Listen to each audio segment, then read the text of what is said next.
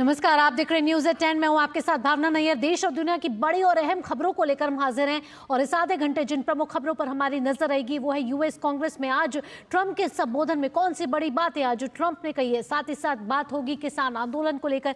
इसके साथ साथ खेल की खबरों की बात करेंगे, जहां चैंपियंस ट्रॉफी की बात होगी। भारत पहुंच चुका है फाइनल में और आज होने वाला है सेमीफाइनल। बताएंगे आज कौन से दो देशों के बीच सेमीफाइनल है। इसके अलावा भी खबरें होने वाली हैं। आप जुड़े रहिए डीडी न्यूज के साथ, न्यूज़ एट 10 के साथ। सबसे पहले नजर डाल लेते हैं टॉप हेडलाइंस पर।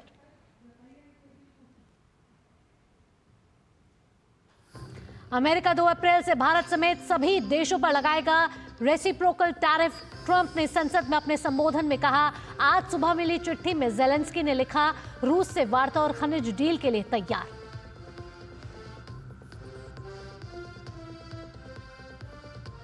ग्लोबल ट्रेड वॉर की आशंका के बीच चीन के विकास दर की घोषणा के बीच एशियाई बाजार हरे निशान में खुले। कल अमेरिकी टैरिफ के खिलाफ चीन, मेक्सिको और कनाडा के कदम से गिरे थे बाजार।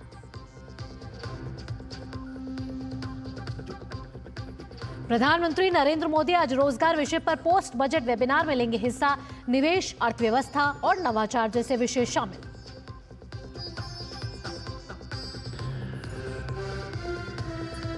पंजाब सरकार के खिलाफ प्रदर्शन कर रहे किसान चंडीगढ़ की ओर कर रहे कूच। चंडीगढ़ के सभी एंटी पॉइंट सील। अमृतसर के गोल्डन गेट पर इकट्ठा हुए किसान।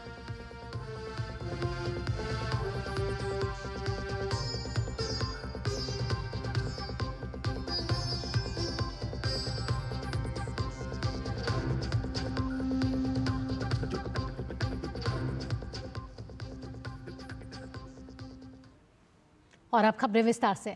अमेरिकी संसद को संबोधित करते हुए राष्ट्रपति डोनाल्ड ट्रंप ने बड़े ऐलान कर दिए हैं।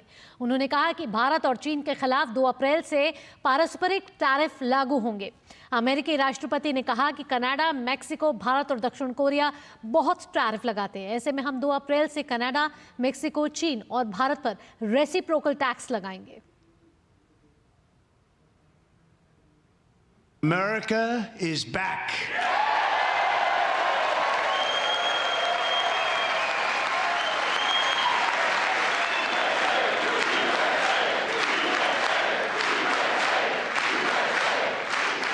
Six weeks ago, I stood beneath the dome of this Capitol and proclaimed the dawn of the golden age of America. From that moment on, it has been nothing but swift and unrelenting action to usher in the greatest and most successful era in the history of our country.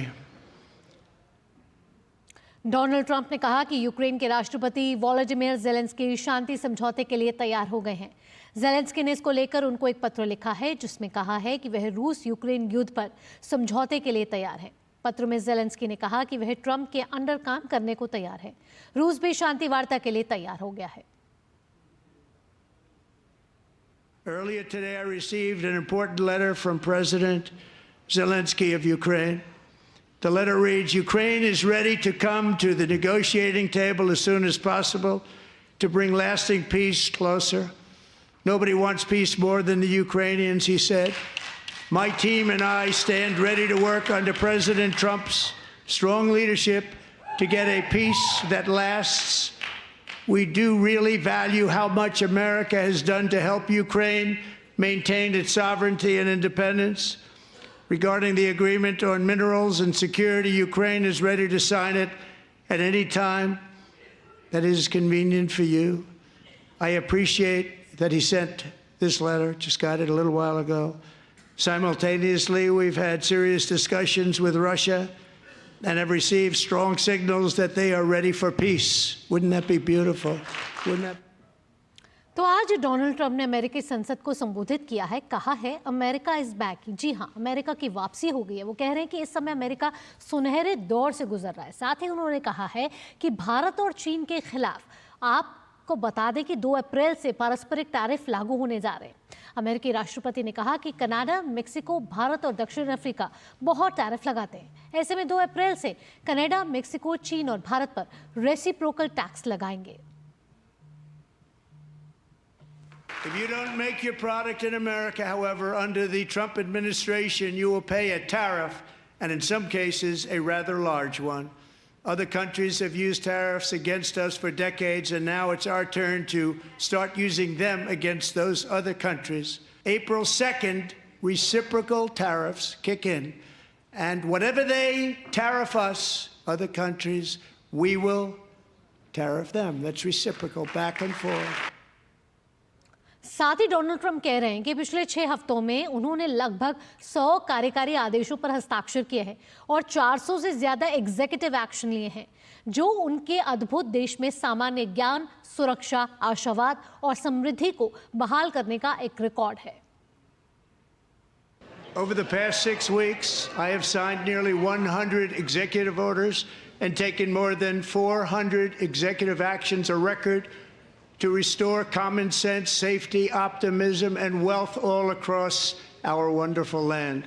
In fact, it has been stated by many that the first month of our presidency, it's our presidency, is the most successful in the history of our nation. Global trade war की आशंकाओं के बीच चीन ने आज सुबह 5% वार्षिक विकास दर का लक्ष्य की घोषणा की है। इस घोषणा के बाद एशियाई शेयर बाजार हरे निशान में खुले। चीन की सुस्त अर्थव्यवस्था के बावजूद निवेशकों ने उसके द्वारा घोषित तेज विकास दर पर संभावना जताई है। चीन, मेक्सिको और कनाडा द्वारा अमेरिकी टैरिफ पर पलटवार करने के बाद कल वैश्विक शेयर बाजारों में गिरावट आई थी और आशंका बढ़ गई थी कि यूरोप राष्ट्रपति डोनाल्ड ट्रंप का अगला लक्ष्य हो सकता है। निवेशकों ने आज आने वाले वर्ष के लिए चीन के आर्थिक लक्ष्यों का स्वागत किया। चीन की सरकार ने नेशनल पीपल्स कांग्रेस की वार्षिक बैठक में ये घोषणा की है, लेकिन पर्यवेक्षकों ने चीन के प्रोत्साहन को लेकर कम ही उम्मीद जताई है, क्योंकि चीन को तीव्र आर्थिक चुनौतियों का सामना करना पड़ रहा है।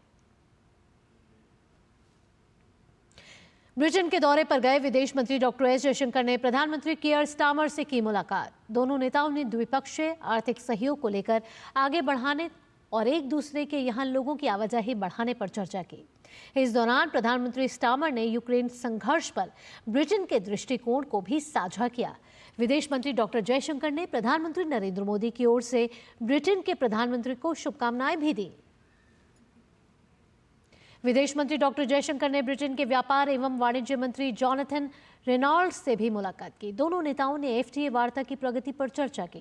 पिछले महीने ब्रिटेन के मंत्री की दिल्ली यात्रा के दौरान भारत और ब्रिटेन ने आधिकारिक तौर पर वार्ता पुनः शुरू की थी, लेकिन जिसका उद्देश्य 41 अरब पाउंड की वार्षिक द्विपक्षीय व्यापार साझेदारी को बढ़ावा देना है। साथ ही विदेश मंत्री ने ब्रिटेन के गृह मंत्री यवेट कूपर से भी मुलाकात की है।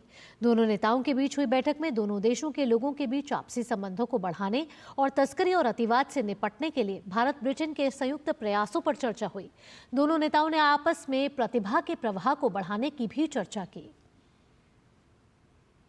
इसके साथ ही ब्रिटेन के विदेश मंत्री डेविड लेमी से भी विदेश मंत्री डॉक्टर एस जयशंकर की मुलाकात हुई और साथ ही भारत के शेवेनिंग स्कॉलरों से भी उन्होंने मुलाकात की। विदेश मंत्री डॉक्टर जयशंकर ने कहा कि ये स्कॉलर टैलेंट और लोगों के बीच आदान प्रदान की एक ज्वलंत अभिव्यक्ति हैं। ये निश्चित रूप से भारत ब्रिटेन के संबंधों को आगे बढ़ाने का काम कर रहे हैं। न्यूज़ एट 10 में आगे बढ़ते हैं। प्रधानमंत्री नरेंद्र मोदी आज दोपहर करीब 1:30 बजे वीडियो कॉन्फ्रेंस के माध्यम से रोजगार पर पोस्ट बजट वेबिनार में हिस्सा लेंगे। वेबिनार के मुख्य विषयों में लोगों में निवेश, अर्थव्यवस्था और नवाचार शामिल हैं। पीएम मोदी कार्यक्रम में मौजूद लोगों को संबोधित भी करेंगे। ये वेबिनार सरकार, उद्योग जगत, शिक्षाविदों और नागरिकों के बीच सहयोग को बढ़ावा देगा और साथ ही परिवर्तनकारी बजट घोषणाओं को प्रभावी परिणामों में बदलने में मदद करने के लिए चर्चाओं को प्रोत्साहित करेगा।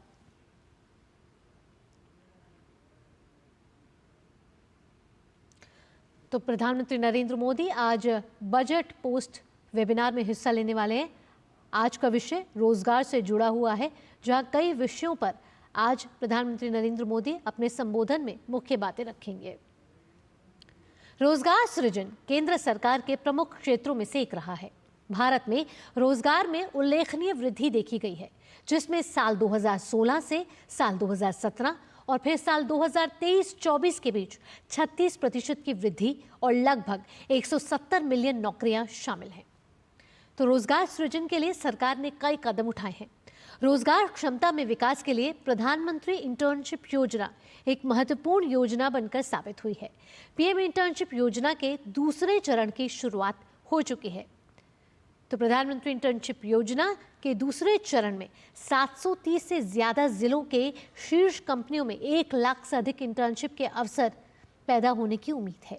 ग्रामीण रोजगार बढ़ाने के लिए ई श्रम पोर्टल एक महत्वपूर्ण पोर्टल साबित हो रहा है। इसके साथ साथ प्रशिक्षुओं को वजीफा सहायता और प्रशिक्षण के लिए आत्मनिर्भर भारत रोजगार योजना भी एक अहम योजना है। करियर के अवसरों की जानकारी के लिए वन स्टॉप प्लेटफॉर्म राष्ट्रीय करियर सेवा की शुरुआत भी की गई है। इसके साथ साथ 30.58 करोड़ से अधिक असंगठित श्रमिक ई श्रम पोर्टल पर पंजीकृत किए गए हैं, यानी कि अनऑर्गेनाइज सेक्टर को भी साथ लाने की कोशिश। आत्मनिर्भर भारत रोजगार योजना में 60 लाख से ज्यादा लाभार्थी। इसके साथ पीएम स्वनिधि में लाभार्थियों की संख्या 68 लाख से ज्यादा दर्ज। वहीं राष्ट्रीय प्रशिक्षुत प्रोत्साहन योजना के तहत कुल 7,80,000 प्रशिक्षु 47,708 प्रतिष्ठानों में प्रशिक्षण ले रहे हैं। इसके अलावा ईपीएफओ, ईएलआई योजना और गिग एवं प्लेटफॉर्म श्रमिकों के लिए सहायता शामिल है। केंद्र सरकार की इन योजनाओं का उद्देश्य कार्यबल के लिए नौकरी की सुरक्षा और अवसरों को और बढ़ाना है। तो रोजगार में लगातार बढ़त देखी जा रही है। आज प्रधानमंत्री नरेंद्र मोदी रोजगार से जुड़े पोस्ट बजट वेबिनार में हिस्सा लेने वाले हैं, जिसका संबोधन करने वाले हैं। और रोजगार सृजन के लिए केंद्र सरकार लगातार कई कदम उठाती रही है, जिसमें ई श्रम एक महत्वपूर्ण पोर्टल बनकर उभरा है। इसके साथ साथ ऑर्गेनाइज्ड और अनऑर्गेनाइज्ड सेक्टर दोनों पर सरकार का इस समय अहम फोकस है। पीएम इंटर्नशिप योजना के दूसरे चरण की शुरुआत हो चुकी है। इसके साथ साथ अगर दूसरे चरण की बात की जाए तो 730 से ज्यादा जिलों में शीर्ष कंपनियों में 1 लाख से ज्यादा इंटर्नशिप के अवसर पैदा हुए हैं। ग्रामीण रोजगार को बढ़ाने के लिए ई श्रम एक महत्वपूर्ण योजना बनकर उभरी है। साथ ही प्रशिक्षु को वजीफा सहायता और प्रशिक्षण के लिए आत्मनिर्भर भारत रोजगार योजना भी एक महत्वपूर्ण सरकार का कदम है। करियर के मौकों की जानकारी के लिए वन स्टॉप प्लेटफॉर्म राष्ट्रीय करियर सेवा की शुरुआत की गई है। आपको बता दें कि 30 करोड़ से ज्यादा असंगठित श्रमिक ई श्रम पोर्टल पर पंजीकृत किए गए हैं, यानी कि ई श्रम पोर्टल से उनको जोड़ा गया है। इसके साथ साथ अगर आत्मनिर्भर भारत रोजगार योजना की बात की जाए तो 60 लाख से ज्यादा लाभार्थियों को 10,000 से ज्यादा करोड़ का लाभ मिला है। और आइए आगे बढ़ते हुए अब बात कर लेते हैं किसान आंदोलन की। पंजाब सरकार के खिलाफ किसान आज से चंडीगढ़ में विरोध प्रदर्शन करेंगे, यानी कि आज किसान चंडीगढ़ में कूच करने वाले हैं। संयुक्त किसान मोर्चा यानी कि SKM के बैनर तले कई किसान यूनियन अपनी लंबित मांगों को लेकर चंडीगढ़ की ओर बढ़ रहे हैं, यानी कि आज किसान और पंजाब सरकार आमने सामने नजर आएंगे। इस बीच आज सुबह विरोध प्रदर्शन करने के लिए किसान अमृतसर के गोल्डन गेट पर एकत्र हुए हैं। किसानों के विरोध प्रदर्शन को लेकर चंडीगढ़ में सुरक्षा के भी कड़े इंतजाम कर दिए गए हैं, यानी कि कई रूट्स को डाइवर्ट किया गया है। चंडीगढ़ पुलिस ने सभी रास्तों को सील कर दिया गया है और लोगों को इन रास्तों से बचने की सलाह जारी की है। भारतीय किसान यूनियन एकता उघराहा के अध्यक्ष जोगिंदर सिंह उघराहा ने किसानों से अपील की है कि वे सड़कों, राजमार्गों और रेलवे ट्रैक को अवरुद्ध ना करें, क्योंकि इससे लोगों को असुविधा होगी। उन्होंने किसानों को सलाह दी है कि वे सुरक्षा कर्मियों द्वारा आगे बढ़ने से रोके जाने के स्थान पर ही सड़क किनारे धरना प्रदर्शन करें। उन्होंने सभी किसान यूनियनों से अपील की है कि वे चंडीगढ़ पहुंचकर और वहां पक्का मोर्चा में शामिल होकर बड़े पैमाने पर विरोध दर्ज कराएं। चंडीगढ़ के जितने भी बॉर्डर्स हमारे लगते हैं वो सारे बॉर्डर्स को हमने वहाँ पर पुलिसकर्मी तैनात किए हैं, बैरिकेडिंग करी है जैसा कि आप देख सकते हैं, और वहाँ पे स्ट्रिक्ट चेकिंग की जा रही है। हमारी पूरी कोशिश है कि रूट डाइवर्जन हो और लोगों को कम से कम इनकन्वीनियंस हो, पर जहाँ जहाँ हमारी चेकिंग की वजह से थोड़ा सा ट्रैफिक जाम होने की हमें अंदेशा है, वहाँ पर हमने ट्रैफिक रूट्स डाइवर्ट करे हैं। आइए अब ग्राफिक्स के जरिए सिलसिलेवार तरीके से समझते हैं कि आखिरकार किसान पंजाब सरकार से क्या मांग कर रहे हैं। कृषि विपणन पर केंद्र के मसौदे को वापस लिया जाए, ये किसानों की मांग है। साथ ही साथ किसान कह रहे हैं कि स्वामीनाथन आयोग की रिपोर्ट जल्द से जल्द लागू की जाए। इसके साथ साथ किसानों की मांग है कि एमएसपी पर कानूनी गारंटी मिले, यानी कि न्यूनतम समर्थन मूल्य पर उनको कानूनी गारंटी चाहिए। इसके साथ साथ राज्य की कृषि नीति को भी लागू किया जाए, यानी कि पंजाब की कृषि नीति को लागू किया जाए। ये भी किसानों की एक बड़ी मांगों में से एक है। लेकिन इन सभी मुद्दों पर वार्ता विफल हो चुकी है और इसके साथ साथ ऐसा पहली बार हुआ है कि कोई मुख्यमंत्री गुस्से में तमतमाकर बैठक छोड़कर ही चला गया हो। साथ ही साथ आपको बता दें कि शिरोमणि अकाली दल ने भी मुख्यमंत्री मान पर किसानों को कहीं ना कहीं कहा है कि वो अपनी मांगों पर किस तरीके से आगे बढ़े। आइए अब आगे बढ़ते हैं। नई दिल्ली के विज्ञान भवन में पंचायती राज मंत्रालय ने पंचायती राज संस्थाओं की महिला निर्वाचित प्रतिनिधियों के साथ एक राष्ट्रीय कार्यशाला का आयोजन किया। कार्यशाला में देश भर से 1200 की संख्या में प्रतिनिधियों ने हिस्सा लिया। कार्यशाला के शुभारंभ के मौके पर सशक्त पंचायत नेत्री अभियान का शुभारंभ किया गया, जिसमें पंचायती राज मंत्री, महिला एवं बाल विकास मंत्री और केंद्रीय युवा मामले और खेल राज्य मंत्री मौजूद रहे। देखते हैं धीरज कुमार की इस खास रिपोर्ट के जरिए। सशक्त पंचायत नेत्री अभियान का शुभारंभ केंद्रीय पंचायती राज मंत्री ने किया। देश भर की 1200 से अधिक नवनिर्वाचित पंचायत प्रतिनिधि मौके पर मौजूद रहीं। अभियान के जरिए नवनिर्वाचित पंचायत प्रतिनिधियों के लिए 3 दिवसीय कार्यशाला का आयोजन किया गया है। यहाँ पंचायत प्रतिनिधि दक्षता हासिल करने, नेतृत्व क्षमता बढ़ाने और आत्मनिर्भर बनने के लिए प्रशिक्षण हासिल करेंगी। जब तक हम 50% आबादी वाले नारी समाज का सशक्तिकरण नहीं करेंगे, नारी का सशक्तिकरण नहीं करेंगे, तब तक हम आत्मनिर्भर भारत और विकसित भारत नहीं बना सकते। नारी बंधन अधिनियम भी उसी दिशा में एक कदम है। और जो आज लाखों की संख्या में, लेकिन आप लाखों कहिए करोड़ों की संख्या में 1.5 बिलियन महिलाएं आज पंचायती राज व्यवस्था से जुड़ी हुई है। कार्यक्रम में बोलते हुए केंद्रीय महिला एवं बाल विकास मंत्री ने कहा कि बीते सालों में पंचायती राज में महिलाओं की भागीदारी बढ़ी है। 35 लाख पंचायत प्रतिनिधियों में 14 लाख महिलाएं हैं। अधिकांश महिला प्रतिनिधि वाली संस्थाएं सम्मानित हुई हैं। पंचायतों में महिलाओं ने अपने दमखम से पंचायती विकास को मजबूती दी है। वुमेन लेड डेवलपमेंट अब केवल एक विकल्प नहीं है, यह भारत के विकास के लिए एक अनिवार्यता बन गया है, जिसमें कोई दो राय नहीं कि अगर स्थानीय निकायों और पंचायतों में महिला प्रतिनिधि शामिल होती हैं तो वे स्थानीय प्राथमिकताओं पर खास जोर देती हैं। केंद्रीय युवा मामले और खेल राज्य मंत्री रक्षा निखिल खड़से ने महिला निर्वाचित प्रतिनिधियों का हौसला बढ़ाया। खुद का उदाहरण दिया कि उन्होंने पंचायत से केंद्रीय मंत्री का सफर तय किया है। मेरा खुद का भी अनुभव रहा है कि मैं भी खुद एक पंचायत से आज यहाँ मंत्री तक का मेरा सफ़र रहा है। और पंचायत राज में आप जो सीखते हैं, जो काम करने का मौका मिलता है आपको, तो उस माध्यम से आप आने वाले दिनों में दिल्ली तक आप पहुँच सकते हो। यहाँ तक पहुँच के आप भारत देश के पॉलिसी में भी आपकी भूमिका अहम आप निभा सकते हो। राष्ट्र निर्माण में नारी शक्ति की भूमिका पर आधारित इस कार्यशाला में पंचायत प्रतिनिधियों के कार्य में पुरुषों के हस्तक्षेप को रोकने पर चर्चा हुई, ताकि महिलाओं का नेतृत्व सामने आ सके। पंचायती राज व्यवस्था में महिलाओं की बढ़ती भागीदारी ये बताने के लिए काफ़ी है कि महिलाएं सशक्त हो रही हैं, आत्मनिर्भर हो रही हैं और हमारा पंचायत भी मजबूत हो रहा है। अब पंचायती राज मंत्रालय का ये जो कार्यशाला है, इसका कार्यशाला का मकसद है कि महिलाएं दक्षता पाएं, आत्मनिर्भर बनें और अपने पंचायत के साथ देश के विकास में अहम योगदान दें। कैमरामैन ललित के साथ धीरज कुमार, टेरी न्यूज़, दिल्ली। एशिया और प्रशांत क्षेत्र में 12वां क्षेत्रीय 3R अर्थव्यवस्था मंच जयपुर घोषणा को अंतिम रूप देने के करीब पहुंच रहा है। सम्मेलन में एशिया प्रशांत क्षेत्र के देशों के विशेषज्ञ और नेता शामिल हैं। देखिए हमारे संवाददाता विशाल बैरिस्टो की इस खास रिपोर्ट में। जयपुर में चल रहे एशिया और प्रशांत क्षेत्र का 12वां क्षेत्रीय 3R और सर्कुलर इकोनॉमी फोरम को संबोधित करते हुए केंद्रीय पर्यावरण मंत्री भूपेंद्र यादव ने कहा कि भारत के लिए दुनिया एक परिवार है और अब पृथ्वी को बचाने के लिए कार्य करने का समय है। केंद्रीय मंत्री ने इस बात पर प्रकाश डाला कि कैसे प्रधानमंत्री नरेंद्र मोदी के नेतृत्व में भारत जलवायु परिवर्तन के खतरे से निपटने के लिए प्रतिबद्ध है।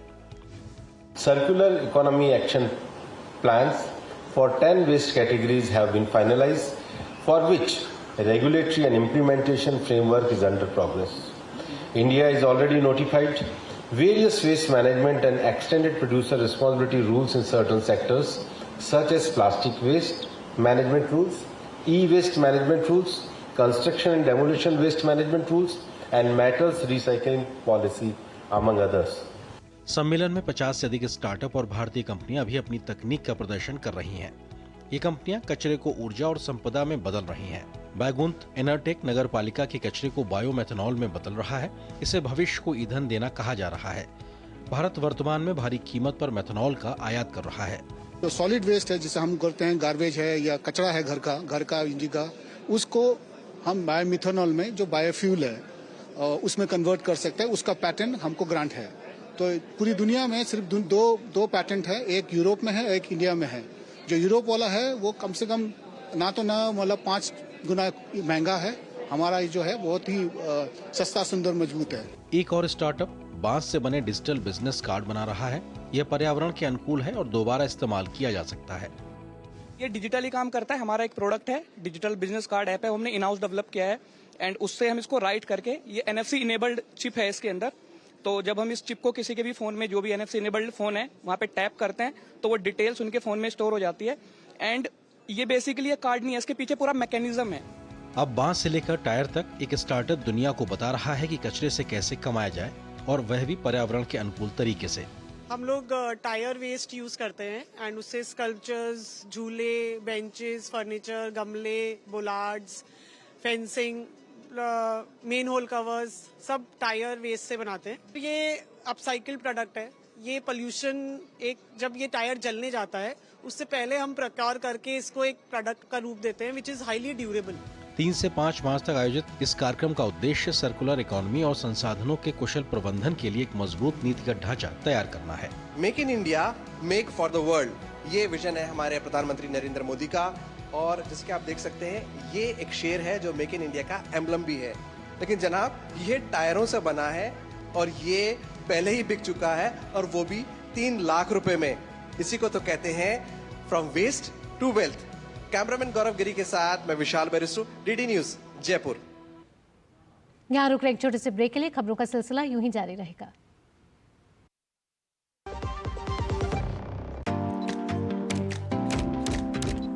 ओह लवली, वेल डन। अब होगा बड़ा स्टूडियो, नया कैमरा, नई लाइट्स, लगे हाथ नई कार भी ले लो उसी लोन से। नो, लोन लिए गए काम में ही लगाओ, समय से EMI चुकाओ, क्रेडिट स्कोर बढ़ाओ और अगला लोन आसानी से पाओ। कार नहीं तो मेरी फोटो तो ले लो। आप कौन? RBI कहता है वित्तीय समझदारी समृद्ध नारी। मेरी पसंद, मेरी पसंद, मेरी पसंद, मेरी पसंद, हमारी पसंद, हम सबकी पसंद। मजबूत देश का मजबूत सरिया हो गया स्टील। केंद्रीय स्वास्थ्य एवं परिवार कल्याण मंत्री जगत प्रकाश नड्डा ने नई दिल्ली में राष्ट्रीय स्वास्थ्य मिशन के मिशन संचालन समूह की 9वीं बैठक की अध्यक्षता की। बैठक में स्वास्थ्य सेवा वितरण को बढ़ाने और NHM के उद्देश्य को प्राप्त करने के उद्देश्य से नीतिगत ढांचे, परिचालन रणनीतियों और वित्तीय मानदंडों पर महत्वपूर्ण चर्चा हुई। इस बैठक में केंद्रीय स्वास्थ्य एवं परिवार कल्याण राज्य मंत्री प्रताप राव जाधव और अनुप्रिया पटेल, नीति आयोग के उपाध्यक्ष सुमन के बेरी और VK पॉल सहित भारत सरकार के अन्य मंत्रालयों के वरिष्ठ अधिकारियों ने हिस्सा लिया। दरअसल आपको बता दें, मिशन स्टीयरिंग ग्रुप NHM के तहत सर्वोच्च नीति निर्माण और संचालन संस्थान है जो स्वास्थ्य क्षेत्र के लिए व्यापक नीति और दिशा प्रदान करता है। प्रधानमंत्री नरेंद्र मोदी की अपील के बाद देश में मोटापे के खिलाफ जन भागीदारी अभियान शुरू हो गया है। मोटापा समस्या नहीं बल्कि बीमारी है। लोगों तक यह संदेश पहुंचाने के लिए स्वास्थ्य टीमें घर घर जाकर दिनचर्या पर चर्चा कर रही है। ज्यादा से ज्यादा लोगों को जोड़ने के लिए 700 मेडिकल कॉलेजों को जिम्मेदारी मिली है। दिल्ली के अखिल भारतीय आयुर्विज्ञान संस्थान यानी कि एम्स निगरानी ने सभी एम्स में इसमें शामिल किया है। इस मौके पर एम्स दिल्ली में डॉक्टरों के विशेष पैनल ने वैश्विक स्तर पर मोटापे की बढ़ती समस्या के प्रति जागरूकता फैलाने और इसके रोकथाम और उपचार के लिए एक सत्र का आयोजन किया। डॉक्टरों के मुताबिक आज की तेज रफ्तार जिंदगी में मोटापा एक गंभीर समस्या बनता जा रहा है। गलत खान पान, सुस्त लाइफस्टाइल और अनहेल्दी आदतों का तेजी से वजन बढ़ने में बहुत बड़ा योगदान रहता है। आज मोटापा न केवल हमारी पर्सनालिटी को प्रभावित करता है, बल्कि ये कई गंभीर बीमारियों जैसे कि diabetes, high blood pressure, heart disease और जोड़ों की समस्या होने का भी कारण बन सकता है। स्वास्थ्य विशेषज्ञों के मुताबिक स्वस्थ खान पान की आदत और नियमित शारीरिक गतिविधियों को अपनाकर वजन घटाया जा सकता है। मोटापा है वो हमारे देश में लगातार बढ़ता जा रहा है और हर उम्र में बढ़ता जा रहा है, बच्चों से लेके बड़ों तक, निम्न वर्ग से लेके उच्च वर्ग तक, सब में मोटापा बढ़ता जा रहा है और ये अपने आप में एक बीमारी है और ये बहुत सारी बीमारियों को जन्म देती है। मोटापा और ओबेसिटी जिसे हम कहते हैं वो एक बढ़ती बीमारी हो गई है, ना केवल दुनिया में बट स्पेशली भारतवर्ष में इसके बहुत सारे नंबर्स बढ़ रहे हैं। आप देखेंगे तो आजकल सैकड़ों लोग इस बीमारी से ग्रस्त हैं। सही टाइम पे रोकथाम या इलाज नहीं करा गया तो ये आगे जाके आपकी लाइफ एक्सपेक्टेंसी कम से कम 10 साल कम हो जाती है। इंडिया जब हेल्दी होगा तभी इंडिया आगे बढ़ेगा और इंडिया का हर एक जो इंसान है वो हेल्दी हो, वो अच्छी डाइट ले, वो एक्सरसाइज करे, वो एक अच्छा वेट मेंटेन करे। ये बहुत ज़रूरी है क्योंकि हमें फ्यूचर में ऐसी कोशिश करनी चाहिए कि इंडिया अच्छी चीज़ों के लिए कैपिटल माना जाए, ना कि ओबेसिटी के लिए। प्रधानमंत्री जो ये इनिशिएटिव ले रहे हैं उसके माध्यम से लोग और हॉस्पिटल आएंगे, ओबेसिटी के ट्रीटमेंट लेंगे और ट्रीटमेंट लेते लेते जब उनका वेट कम होगा तब प्लास्टिक सर्जन का ज़्यादा रोल आता है। भारतीय जन औषधि परियोजना और जेनेरिक दवाओं को बढ़ावा देने के उद्देश्य से हर साल 7 मार्च को जन औषधि दिवस के रूप में मनाया जाता है। 1 से 7 मार्च तक पूरे देश में इस साल भी 7वां जन औषधि दिवस सप्ताह मनाया जाना है। इस पूरे सप्ताह में आम नागरिकों को जन औषधि केंद्रों पर उपलब्ध सस्ती और गुणवत्तापूर्ण दवाइयों से होने वाले फायदे और बचत के बारे में जागरूक किया जा रहा है। नीति आयोग के सदस्य डॉक्टर वी.के. पॉल ने बताया कि वर्तमान में देश भर में 15,000 से अधिक जन औषधि केंद्र खोले जा चुके हैं जो देश के सभी जिलों को कवर करते हैं। इस योजना के तहत सरकार ने 31 मार्च 2027 तक देश भर में 25,000 जन औषधि केंद्र खोलने का लक्ष्य रखा है। हम इन दिनों में जन औषधि कार्यक्रम जो है, प्रधानमंत्री बीजेपी कार्यक्रम जो है, उसको एक कैंपेन के रूप में आगे जागरूकता बढ़ाने के लिए काम कर रहे हैं। मुझे बहुत खुशी है बताते हुए कि जन औषधि केंद्रों में 2050 के लगभग दवाइयों का प्रावधान है और लगभग 300 जो सर्जिकल आइटम्स हैं और हेल्थ आइटम्स हैं उनको वहाँ पे मिलता है। 15,000 के लगभग ये जन औषधि केंद्र आज देश में बन गए हैं। 2027 तक इनकी संख्या 25,000 कर दी जाएगी क्योंकि इतनी एक नोबल मिशन है ये और इतना इम्पॉर्टेंट ये कॉज सर्व करते हैं ये वाला नेटवर्क हमारा इस स्कीम के अंतर्गत कि जितने भी लोगों तक जाके सस्ती लेकिन इफेक्टिव एफिकेशियस दवाइयाँ मिल पाए। इसी के साथ न्यूज़ 10 में फिलहाल इतना ही। अगला कार्यक्रम आप देखेंगे खबरों का सरपंच न्यूज़ पंच, मेरी सहयोगी कृतिका भारद्वाज के साथ। फिलहाल के लिए मुझे दीजिए अनुमति। नमस्कार।